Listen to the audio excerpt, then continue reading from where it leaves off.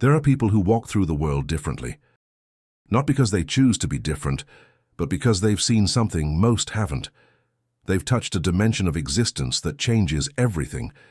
And once you've been there, once you've glimpsed what lies beneath the surface of ordinary life, you can never quite return to the comfort of not knowing. Thomas Merton understood this. He lived it. He wrote about it in the quiet hours of monastery mornings and in the depths of his contemplative solitude. He spoke of a particular kind of loneliness that comes with spiritual awakening. Not the loneliness of isolation or rejection, not the ache of being unloved or unwanted, but a loving loneliness, a sacred solitude that both connects you to everything and separates you from the noise of a sleeping world. This is the paradox no one prepares you for. That awakening to deeper truth doesn't bring you closer to people in the way you imagined.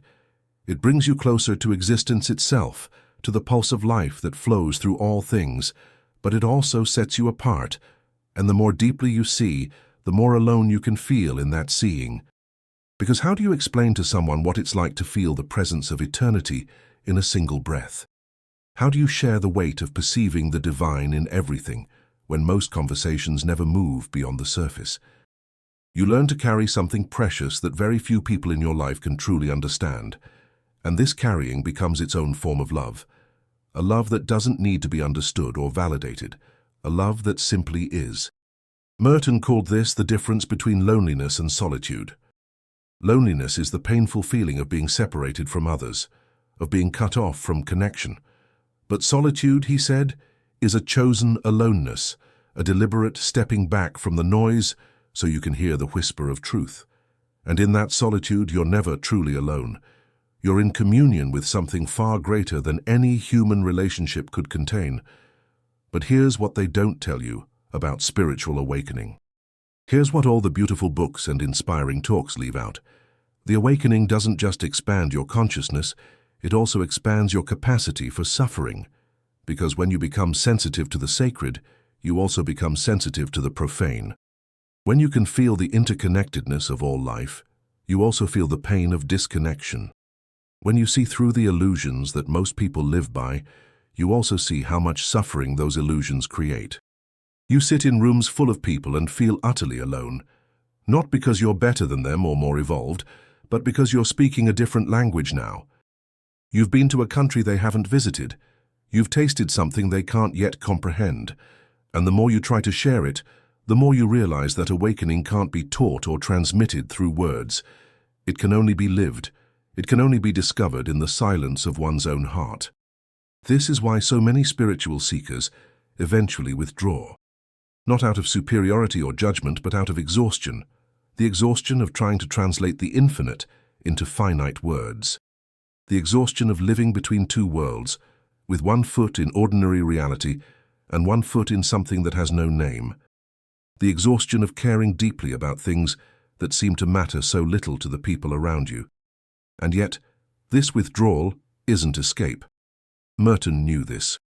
He spent decades in a monastery, but he wasn't running from the world.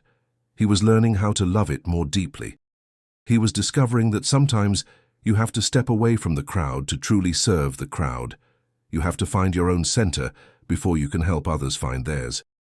You have to be comfortable with your own company before you can offer anything real to someone else. There's a moment in every spiritual journey where you realize you're fundamentally alone in this process. No teacher can walk the path for you. No book can give you the direct experience of what lies beyond thought. No community can carry the burden of your own transformation.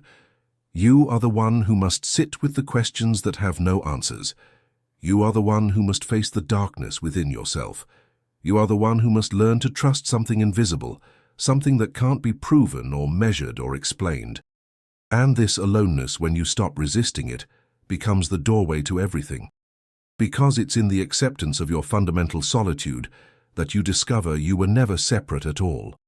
The loneliness transforms into a loving presence that fills every corner of your awareness. The isolation becomes a spaciousness that holds all of life without grasping. The separation reveals itself to be the ultimate illusion. Merton wrote about this transformation.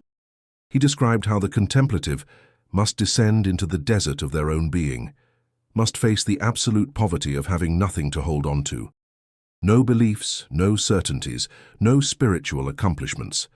Just the naked awareness of being alive, of existing without reason or purpose, of simply being present to what is, and in that poverty, he found the richest treasure. In that emptiness, he discovered fullness. In that silence, he heard the voice of God. But let's be clear about something. This isn't easy. This isn't some romantic notion of spiritual enlightenment where you float above the problems of ordinary life. The loving loneliness of the awakened soul is often accompanied by real pain. The pain of being misunderstood, the pain of not fitting in, the pain of seeing so clearly what others can't see and feeling powerless to wake them up, the pain of loving a world that seems determined to destroy itself. You watch people chase after things you once chased, and you remember. You remember how much it mattered, how urgent it all seemed. The career, the relationship, the recognition, the security, and you don't judge them for it. You can't. Because you know that everyone is exactly where they need to be. Everyone is learning the lessons they came here to learn. But knowing this doesn't make it easier to watch. It doesn't make it easier to love people who are suffering from illusions you can now see through. And so you learn a new kind of love. A love that doesn't need the other person to change or awaken or understand. A love that can hold them exactly as they are, even when it breaks your heart to see them trapped in patterns of pain. A love that knows the ultimate truth, that beneath all the confusion and fear and grasping, there is only consciousness experiencing itself in infinite forms. And every form is sacred. Every form is exactly as it should be. This is what Merton meant by loving loneliness. It's not about withdrawing into bitterness or superiority. It's about finding a love so vast that it doesn't need anything from anyone. A love that can sit in silence with you while the world goes about its business. A love that asks nothing, demands nothing, expects nothing. A love that simply witnesses and allows and embraces what is. But this kind of love requires something of you. It requires that you be willing to stand alone, to trust your own direct experience even when it contradicts everything you've been taught, to follow the thread of truth wherever it leads, even if it leads you away from everyone you know, even if it leads you into a solitude so profound that no words can describe it. There's a strange alchemy that happens in this solitude, a transformation that can't be rushed or forced. You enter it carrying all your wounds, all your questions, all your desperate need for answers. And slowly, without you even noticing, the weight begins to shift. The questions that once tormented you lose their urgency, not because you found answers, but because you've discovered something deeper than answers. You've discovered the presence that holds all questions without needing to resolve them. Merton wrote extensively about this process. He called it the dark night of the soul, borrowing from John of the Cross.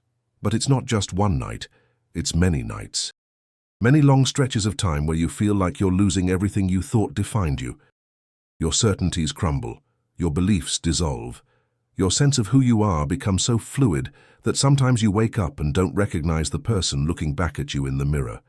And in those moments, when everything familiar has fallen away, you have a choice. You can panic and try to rebuild your old identity, to grasp at the fragments of who you used to be. Or you can let yourself fall completely, into the unknowing, into the void, into the vast emptiness that your whole life has been structured to avoid. Most people choose to rebuild. They can't bear the nakedness of having no solid ground beneath their feet. They rush back to the comfort of certainty, even if that certainty is a prison. But some people, the ones who walk the path of loving loneliness, they make a different choice. They let themselves fall. And in that falling, they discover something miraculous. There is no bottom. The void they feared is actually infinite space. The emptiness they tried to avoid is actually fullness beyond measure. This is the initiation that spiritual awakening demands, not a single dramatic moment of enlightenment, but a long, slow surrender to not knowing. A daily practice of releasing your grip on everything you think you understand. A willingness to be wrong, to be confused, to be completely lost in the wilderness of your own consciousness. And it's lonely. God, it's lonely. Because you can't explain this process to anyone who hasn't been through it. You can't make them understand why you're questioning everything, why you're letting go of beliefs they still cling to, why you're walking away from a life that looks perfectly good from the outside. They see you changing, and they get scared. They try to pull you back to who you used to be, back to the comfortable predictability of the person they knew. But you can't go back. Once you've seen through the illusion, you can't unsee it. Once you've tasted the freedom that comes from letting go, you can't return to the prison of fixed identity. You have to keep walking forward, even when forward means walking alone, even when the loneliness feels like it might break you open. And maybe that's exactly what needs to happen. Maybe you need to be broken open, because the person you thought you were isn't big enough to hold the truth you're discovering. The small self, the ego, the personality you've been defending and protecting your whole life, it's too tight, too constricting. It has to crack apart so that something larger can emerge. Merton understood this breaking open. He experienced it again and again throughout his life. Every time he thought he'd found his place, his purpose, his identity, life would come and shatter it. And each shattering brought him closer to the truth, closer to the realization that he wasn't any fixed thing at all. He was the space in which all things arose and dissolved. He was the awareness that witnessed the whole dance without being caught in it. This is what the loving loneliness prepares you for. It strips away everything that isn't essential. It burns off all the false identities, all the pretenses, all the ways you've learned to perform for others. And what remains, when everything else has been burned away, is something so simple and so profound that you almost can't believe you spent your whole life overlooking it. You remain. Not the you that has a story and a history and a personality, but the you that simply is. The consciousness that's aware of being conscious. The presence that exists before thought, before emotion, before any sense of separation or individuality. That's what remains. And that presence is never alone because it is everything. But here's the paradox. To realize this, you first have to go through the feeling of complete aloneness. You have to experience yourself as utterly separate, as an isolated island of consciousness in a vast ocean of otherness. You have to feel the full weight of being this particular person, with this particular perspective, cut off from everyone and everything else. Most spiritual teachings skip over this part. They jump straight to the unity consciousness, to the realization that we're all one. But Merton didn't skip it. He sat with the loneliness. He let it teach him. He understood that the journey to unity has to pass through the valley of profound solitude. You can't know yourself as everything until you've first fully experienced yourself as this one small thing, separate and alone. This is why the loving loneliness is so important. It's not just a phase to get through on the way to something better. It's a crucial part of the journey itself. It's the initiation that prepares you for the ultimate revelation. Because when you've been alone with yourself, really alone with no distractions and no escape routes, you discover something that no one can take away from you. You discover your own inherent completeness. You realize you don't need anything or anyone to make you whole. You were always whole. The loneliness wasn't a sign of something missing. It was the feeling of coming home to yourself, of no longer abandoning yourself in search of validation from the outside world. The aloneness wasn't isolation. It was integrity. The experience of being undivided, unconflicted, at peace with your own existence. And from that place of internal wholeness, you can finally meet others authentically. You can love without neediness. You can connect without losing yourself. You can be intimate without merging. Because you've learned to stand in your own space, to honor your own solitude, to protect the sacred aloneness that is the foundation of your being. Merton spent years learning this lesson. In the monastery, surrounded by other monks, he had to constantly negotiate the balance between community and solitude. He had to learn when to engage and when to withdraw, when to speak and when to remain silent, when to offer his presence and when to protect his inner sanctuary. And through all of that learning, he developed a wisdom that very few people ever attain. He learned that true community is only possible between people who have first found their own center, that real intimacy requires the ability to be alone, that the deepest connections happen between individuals who don't need each other to feel complete. This is the paradox of spiritual relationship. The more comfortable you are with your own solitude, the more available you become for genuine connection. But most people never learn this. They move through life desperately trying to avoid being alone. They fill every moment with noise and distraction and other people's company because they're terrified of what they might find if they ever stopped and listened to themselves. They mistake enmeshment for intimacy, dependency for love, constant togetherness for connection, and then they wonder why their relationships feel empty, why they can be surrounded by people and still feel lonely, why even their closest connections seem to lack depth and authenticity. It's because they're not bringing their true selves to those relationships. They're bringing their need, their fear, their desperate attempt to avoid facing their own inner emptiness. The person who has embraced the loving loneliness brings something entirely different to relationship. They bring presence, they bring fullness. They bring a capacity to see and appreciate the other person without trying to use them to fill some inner void. They've learned to be their own source of love, their own best company, their own home. And from that foundation, they can truly meet another person. Not to complete themselves, but to share the overflow of their own completeness. This is the gift that comes from walking through the fire of spiritual solitude. You stop being desperate, you stop grasping. You stop trying to extract from others what you need to give yourself. And in that stopping, you become truly available. For love, for connection, for the kind of intimacy that doesn't diminish either person, but allows both to flourish. Merton lived this. Even in his final years, when he fell in love with a young nurse and experienced the full force of romantic passion, he understood that real love required him to maintain his solitude. He couldn't abandon the foundation of his spiritual life, even for love, because he knew that if he did, he would lose the very thing that made his love genuine. He would lose his center, his ground, his connection to the source. And so he chose differently. He chose the loving loneliness over the comfort of constant companionship. Not because he didn't value relationship, but because he valued it so much that he refused to corrupt it with neediness and dependency. He understood that the deepest love is the one that can hold separation without breaking, the one that can honor both togetherness and solitude, the one that recognizes that each person is complete in themselves, and their union is not about filling lack, but about celebrating fullness.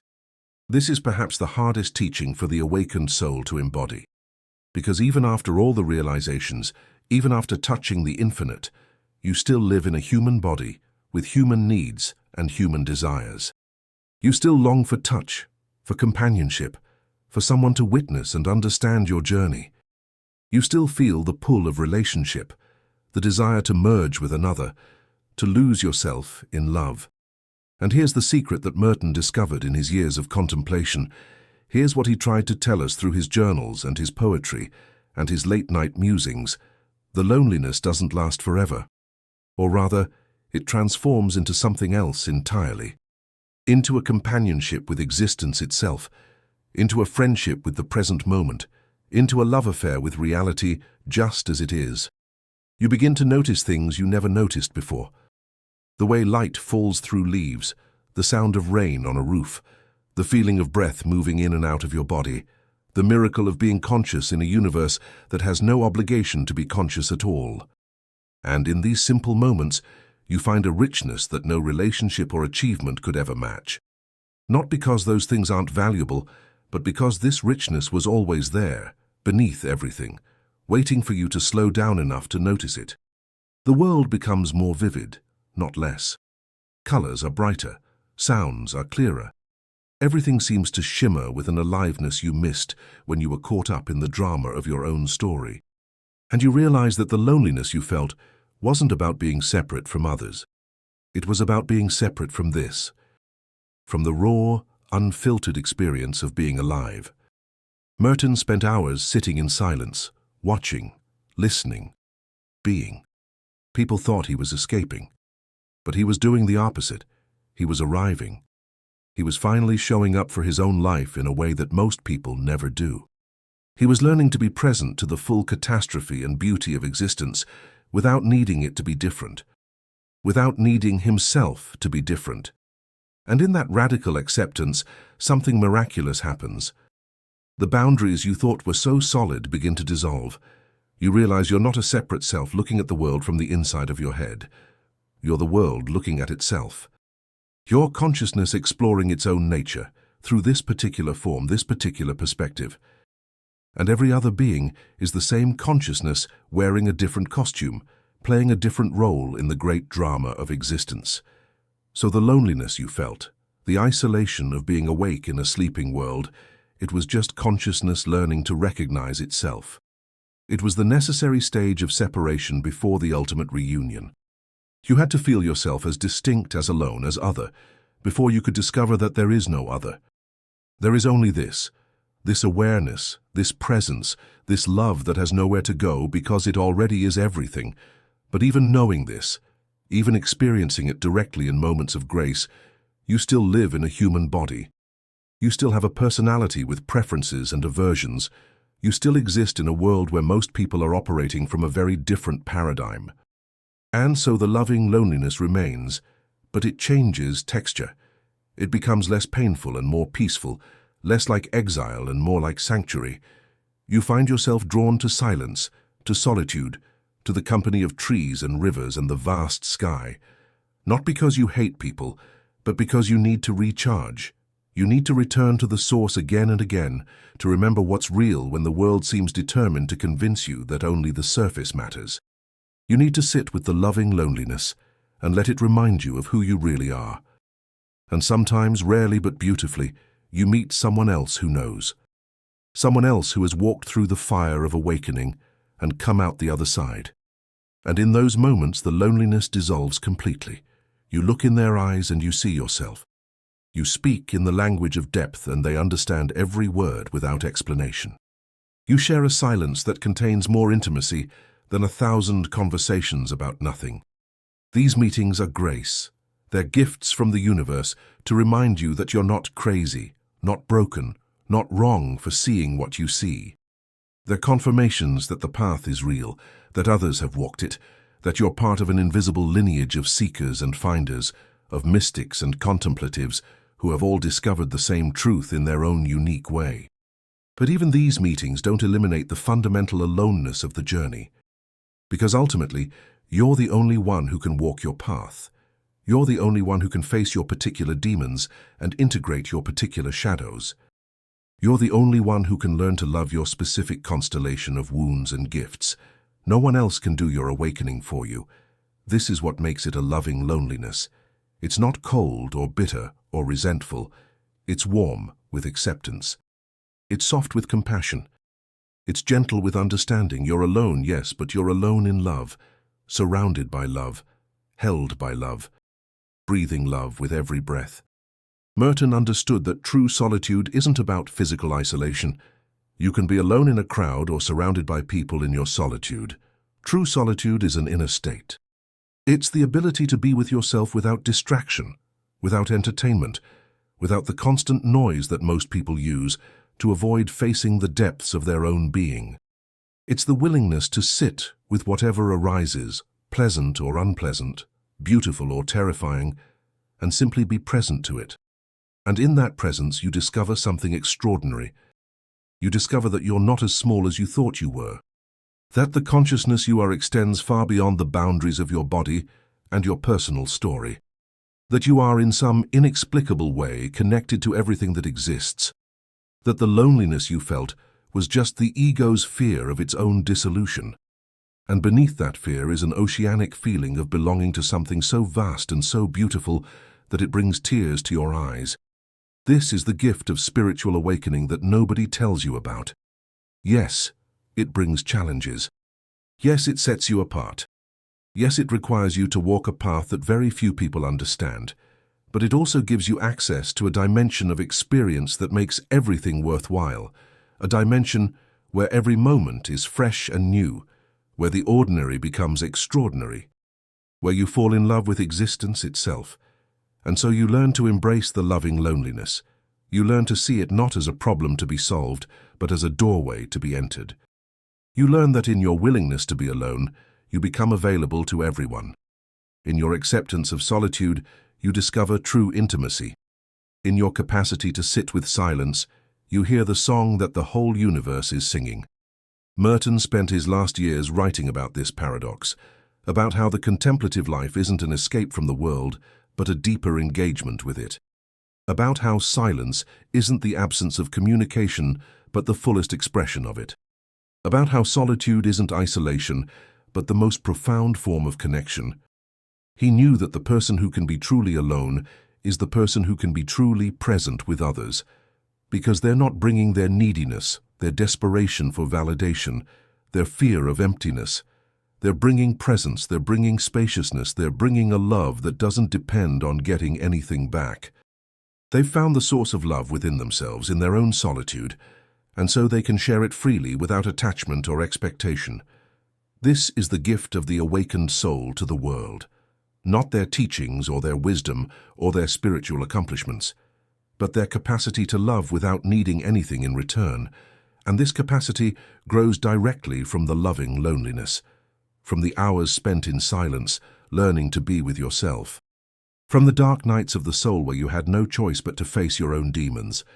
From the moments of profound isolation, where you realized that the only way out was through. Every experience of aloneness that you fully embraced has deepened your capacity to love. Every moment of loneliness that you've sat with rather than run from has expanded your heart. So if you're reading this and recognizing yourself, if you know the loving loneliness of the spiritually awakened soul, know this: you're not alone in your aloneness. There are others walking this path, others who understand the strange paradox of feeling both more connected and more isolated than ever before, others who have learned to make peace with the silence, to befriend the solitude, to embrace the sacred loneliness that comes with seeing clearly. And know that what you're experiencing isn't a problem. It's not a sign that something's wrong with you, or that you've taken a wrong turn. It's the natural consequence of waking up. It's what happens when consciousness becomes aware of itself. It's the price and the privilege of seeing beyond the veil of illusion. The world needs people like you, people who can hold the tension between belonging and solitude, people who can love deeply without losing themselves, people who can speak truth even when it means standing alone, people who can see through the collective dream and help others wake up from it. But first, you have to learn to stand in your own loving loneliness. You have to become so comfortable with your own company that you no longer need the world to validate your experience. And when you reach that place, something shifts. The loneliness doesn't disappear, but it loses its sting. It becomes a friend, a companion, a trusted advisor. It becomes the space where you meet yourself, where you meet life, where you meet the divine. It becomes your sanctuary, your refuge, your home.